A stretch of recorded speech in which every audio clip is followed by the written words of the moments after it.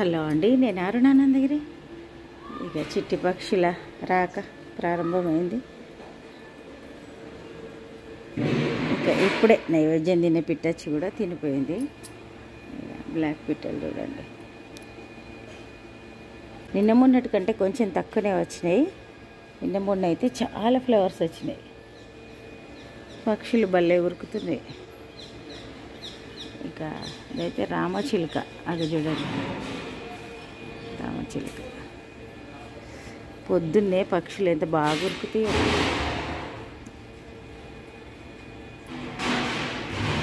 రామచిలుకలు 2 ఉన్నాయి. ఎంత మిస్ అవుతుందో. నైవేద్యం తిని పిట్ట వచ్చింది, నైవేద్యం తినిపోయింది. ఆల్రెడీ పైన పక్షి అరుస్తుంది. అసలు ఎంత అలికిడంటే డోర్ ఓపెన్ ఉంది, నేను ఇట్లా వస్తున్నా అంతే అది వెళ్ళిపోయింది. అక్కడ ఉంది కదా, అది బ్లాక్ పిట్ట. ఈరోజు మార్నింగ్ పక్షులను చూపించనే లేదు.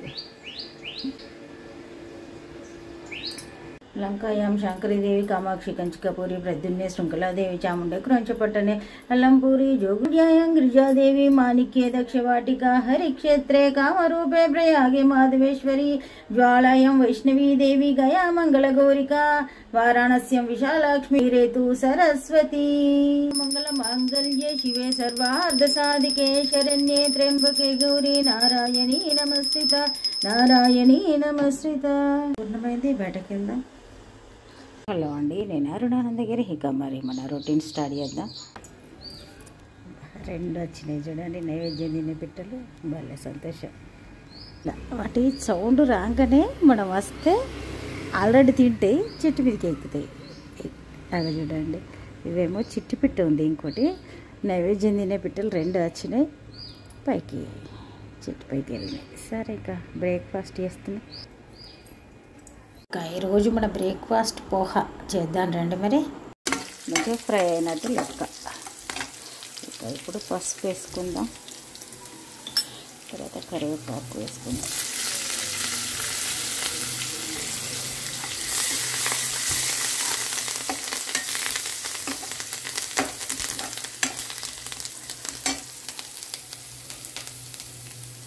ఇక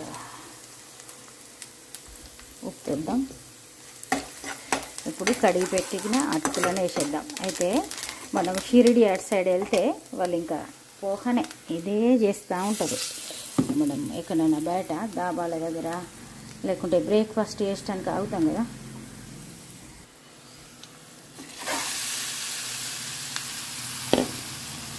ఓన్లీ కడిగి వాటర్ పడేసినాం అంతే, ఇంకేం చేయలేదు. వాటర్ ఒక్కసారి కడగాలి అంతే. అటుకులు కొన్ని అటుకులు ఒక్కొక్క రకం వస్తాయి.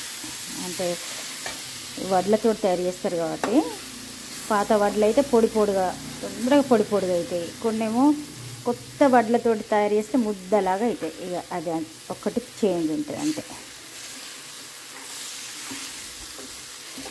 ఇప్పుడు క్యారెట్ కూడా వేసి మరి 1 నిమిషం మూత పెట్టి సర్వ్ చేసుకుంటే నా పోహా రెడీ అయిపోతుంది. గిన్నెలు ఉన్నాయి కూడా తీసి అందులో వేస్తా. ఇవన్నీ కూడా క్యారెట్ వేసుకొని కొత్తిమీర కూడా వేసుకుందాం. ఒకసారి కలిపినామంటే కలిపి సర్వ్ చేసుకోవచ్చు. నిమ్మకాయతోటి కూడా మనం నిమ్మకాయ పైన వండుకొని సర్వ్ చేసుకున్నా బాగుంటుంది. ఒకసారి మంచిగా కలిపి మూత పెడదాం. కింద జాలి పెట్టినా, ఎందుకంటే అడుగంటే ఛాన్స్ ఉంటుందని. ఇక అంతే. ఇది దీనిలో మనము మిరప్పొడి వేయం కాబట్టి పచ్చిమిర్చి కొంచెం ఎక్కువ వేసుకోవాలి. ఉల్లిగడ్డ పచ్చిమిర్చి ఎక్కువ వేసుకోవాలి. ఇక కారంగా ఉండాలి దానికి ఓన్లీ పచ్చిమిర్చి. దీనిలో మనం మిరప్పొడి వేయం, అందుకు చెప్తున్నా. మూత పెట్టుకొని ఒక్కసారి తీసి మరి సర్వ్ చేసుకుందాం. నిమ్మకాయ ఉంటే కూడా పిండుకోవచ్చు. 1 నిమిషం ఆగి సర్వ్ చేసుకుందాం. ఇక మరి మన పోహా సర్వ్ చేసుకుందాం. చూడండి ఎంత మంచి కలర్ఫుల్గా ఉంది. అప్పుడప్పుడు ఇక అన్నీ ట్రై చేయాలి. పొద్దున్న లేస్తే ఏ బ్రేక్ఫాస్ట్ చేసుడు అనేది ఒక పెద్ద సమస్య. ఒకరికి నచ్చుతుంది, ఒకరికి నచ్చుతుంది, ఎన్ని కథలు ఉంటాయి. స్టవ్ మీద పెట్టా కందిపప్పు కడిగి మంచి ఆర్వో వాటర్ వేసి పసుపు కొద్దిగా నూనె వేసి పెట్టినాం. అది ఉడుకుతూ ఉంటుంది ఒక 10-15 నిమిషాలలో. ఇక్కడ చూడండి, రైస్ కడిగి పెట్టిన, చింతపండు నానబెట్టి పెట్టిన. చింతపండును కూడా ఒకసారి కడిగి వాటర్ వారబోసి మళ్ళీ ఫ్రెష్ వాటర్ అంటే మనం వాడుకునేటట్టుగా వాటర్ ఉంచి ఇక పెట్టిన. మరి యోగ వాసిష్టం అనే బుక్ చదువుతున్నా. ఇక ఆ లోపల ఇది ఉడుకుతూ ఉంటుంది. అప్పుడు వచ్చి మళ్ళీ వంట వేసుకుందాం. మళ్ళీ వేరే టైం దొరకాలంటే దొరకదు. మార్నింగ్ టైంలో అయితే కొంచెం మంచిగా ప్రశాంతంగా తినే పిట్ట చూడండి. ఇప్పుడు ఒకటే వచ్చింది, పొద్దున్న 2 వచ్చిపోయినాయి.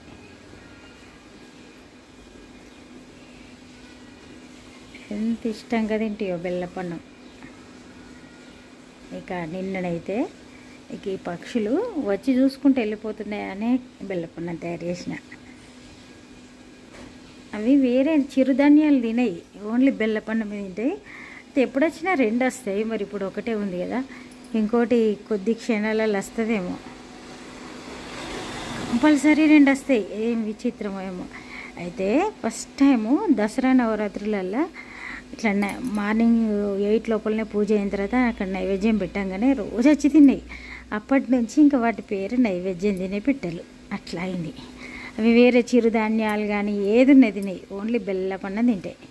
ఈరోజు మరి మన వంట రైస్ పెట్టిన. ఇక్కడ చూడండి, ఇవన్నీ చూస్తేనే మీకు నేను చేసే కర్రీ ఏందో అర్థమవుతుంది. ఇక పప్పుచారు వేస్తుందా. పప్పుచారు అనగానే అందరి ముఖంలో సంతోషం వస్తుంది.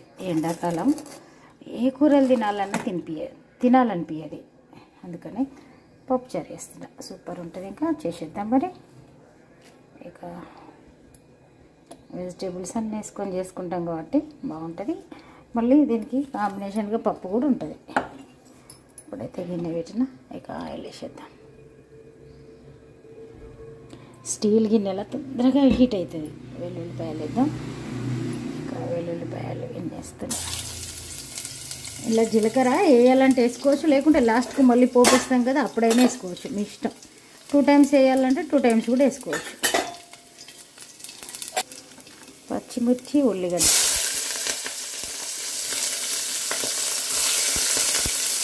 క్యారెట్ అన్నీ వెజిటేబుల్స్ అన్నీ వేసి మగ్గిస్తే మనకు పప్పుచారు రెడీ అయిపోతుంది.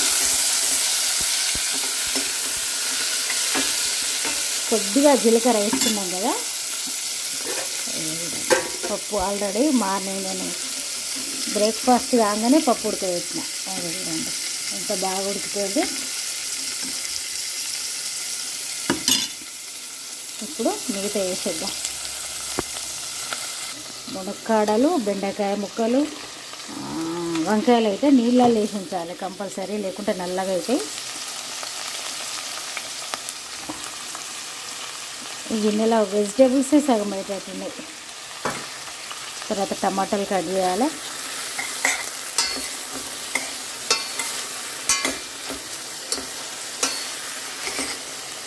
పప్పుచారు అంటే అందరికి ఇష్టమే.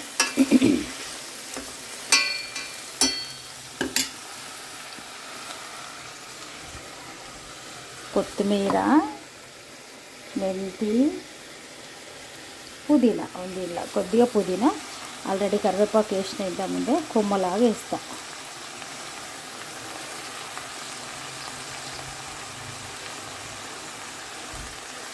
ఈలోపు టమాటాలు కూడా కట్ చేద్దాం.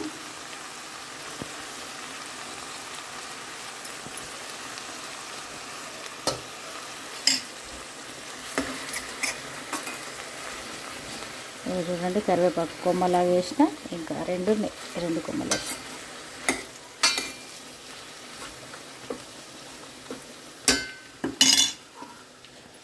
మూత పెడదాం. వెజిటేబుల్స్ వేసిన తర్వాత టమాటాలు కూడా వేసేద్దాం. టమాటాలు వేసి పప్పు కూడా వేద్దాం. ఆల్రెడీ స్టీమ్ అవుతున్నాయి కదా, అంటే సమ్మర్లో ఒట్టిగానే స్టీమ్ అవుతాయి. ఇక్కడ కొంచెం హీట్ తగిలిన ఎక్కువనే అనిపిస్తుంది. ఈ పప్పుని వేసి ఉప్పు కారం వేసి, మరి చింతపండు రసం ఆల్రెడీ నానబెట్టించిన కదా, ఆ చింతపండు రసం వేసి కొద్దిగా బెల్లం వేయాలి. ఇక అంతే, చక్కగా ఉడికిపోతాయి. అయితే వారంలో ఒక రోజు కంపల్సరీ వేయాలి, ఎందుకంటే అన్ని వెజిటేబుల్స్ వేసుకొని తిన్నట్టు ఉంటుంది. ఇక పప్పుచారు చాలామందికి ఇష్టం ఉంటుంది. అట్లా మాకైతే అందరికి ఇష్టం. ఇక చింతపండు రసం వేసిన తర్వాత వెజిటేబుల్స్ అన్నీ మంచిగా మగ్గుతాయి. అంటే పప్పు కరెక్ట్గా ఉడుకుతుంది. ఇలా ఈ లోపల ఉప్పు కారం కూడా వేసేద్దాం. ఉప్పు కారం వేసి మూత పెడితే చింతపండు రసం తయారు చేసే లోపల అన్నీ వెజిటేబుల్స్కి పడతాయి.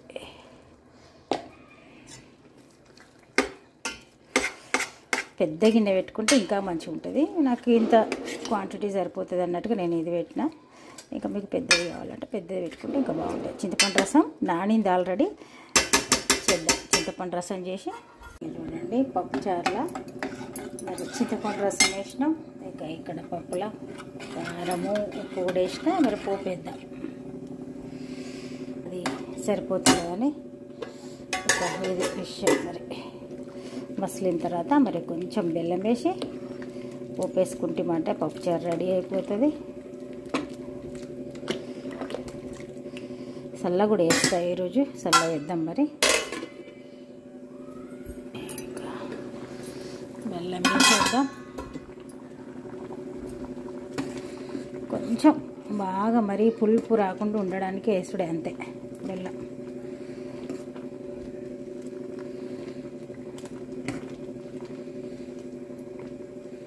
పోపు వేసేటప్పుడు ఎండుమిర్చి కరివేపాకు వెల్లుల్లిపాయలు జీలకర్ర ఆవాలు వేసుకుంటే సరిపోతుంది. ఇంకా ఉడికిన తర్వాత వేద్దాం.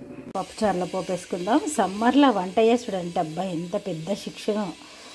అది మళ్ళీ కరెక్ట్ 12:30కి లంచ్ రెడీగా ఉండాలని నేను టైంకి చేస్తాను. మార్నింగ్ తొందరగా అంటే అక్కడ పెట్టేది ఉంటే మనకి ఇంత ప్రాబ్లం ఉండదు. కాకపోతే లంచ్ టైంలో చేయాలని చేస్తా.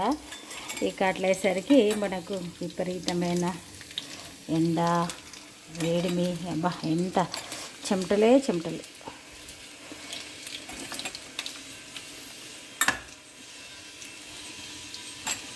ఆవాలు జీలకర్ర ఎండుమిర్చి కరివేపాకు లాస్ట్కి వేసుకుంటే సరిపోతుంది. కొందరికి ఇంగువ కూడా ఇష్టం ఉంటుంది. అట్లాంటి వాళ్ళు ఇంగువ కూడా వేసుకోవచ్చు. ఇక మనకు ఎట్లా ఇష్టమైతే అట్లా వేసుకోవచ్చు. ఉల్లిపాయలు మాత్రం మంచి బ్రౌన్ రావాలి, డార్క్ వస్తేనే ఈ పప్పుచారుకు టేస్ట్ ఉంటుంది. కొన్ని కూరలకు ఒక్కొక్క రకం ఉంటుంది కదా. పప్పుచారుకు మాత్రం ఇట్లా బాగా బ్లాక్గా మారినట్టు రావాలి. అయితేనే కంబదనం వస్తుంది. ఫస్ట్ అయితే పప్పులు వేస్తా, తర్వాత పప్పుచారులు వేస్తా. ఇది పోపు వేసిన తర్వాత చూపిస్తాను మీకు. ఫస్ట్ అయితే పప్పులు వేద్దాం. వేసిన తర్వాత మళ్ళీ చారులు వేయాలంటే పప్పుచారులు వేయాలంటే కరివేపాకు వేసి వేయాలి. అది చూడండి చిట్టి పిట్టలు మనకు వేసేటప్పుడు బోరు కొట్టకుండా అవి మధ్యలో వస్తాయి. అది చూడండి ఎంత బాగా వచ్చింది. 4, 5, 10 పిట్టలు కూడా ఉంటున్నాయి ఒక్కొక్కసారి. ఎండకు అన్నీ ఇట్లా ఉరికొస్తున్నాయి. చూడండి ఎంత బాగా. ఇది ఇక్కడ అన్నాక ఇంకొకటి అంటది. చూడండి పప్పులు వేసినాం, పప్పుచారులో కూడా వేసిన. ఇంకా చూడండి పప్పుచారులో కూడా వేసిన. అయ్యో పిట్టలు చూసి అనుకుంది కదా, బాగా జూమ్ అయింది. ఇక పప్పు రెడీ అయింది. తొందరగా వడియాలు చేసి స్టవ్ బంద్ చేద్దాం. ఇప్పుడు వడియాలు ఫ్రై చేసి పెడితేమంటే ఇక ఈరోజు ఈ వంట చేసే గండం గడిచినట్టే. అబ్బా ఎంత చెమటలు అంటే విపరీతమైన చెమటలు. ఇక అయితే స్టవ్ లీడు కొనుక్కున్నాయి కాబట్టి నేను వడియాలు చేసేటప్పుడు ఎక్కువ చూపిస్తలేను. ఎందుకంటే నేను ఒక చేతిలో మొబైల్ పట్టుకొని ఉంటున్నా. ఈ ప్యాను జరుగుతుంది అంటే స్మూత్గా ఉంది కదా, దానికి ఫిక్సింగ్ లాగా లేదు. అందుకని నేను చేస్తాను. మరి చేసిన తర్వాత చూపిస్తాను. ఇక చూడండి వడియాలు కూడా చేసేసిన. ఇక ఇప్పుడు అన్ని టేబుల్ మీద సర్ది మరి మీకు చూపిస్తా. ఇప్పుడు మన లంచ్ రెడీ అయిపోయింది. ఇక చూడండి చట్నీ ఇప్పుడే తీసిన ఫ్రెష్ది. ఇక్కడ అన్నము, తర్వాత సల్ల ఎంత బాగుంది చూడండి. మీగడ సల్ల. ఈరోజు బాగా ఎండుంది అందుకే సల్ల చేసిన. ఈ మధ్య ఇక మధ్యలో పగల వరకే వర్షం పడుతుంది కదా, అందుకే సల్ల చేస్తలేను. వడియాలు చేసిన. ఇక పెరుగు మరి అసలైంది ఇక్కడ ఉంది. పప్పుచారు ఇంతే. అయితే పప్పుచారు చట్నీ పెరుగు ఉందంటే ఇంకా చాలు అంతే. ఓన్లీ ఈ పప్పు ఉన్నా సరిపోతుంది మనకి. ఈరోజు పప్పుచారు కూడా ఉంది, సూపర్ టేస్ట్ ఉంటుంది. ఇక ఒక పావు గంట అయిన తర్వాత లంచ్ చేద్దాం మా వారు వచ్చిన తర్వాత. ఇక ఇది ఈరోజు మరి మన వంట.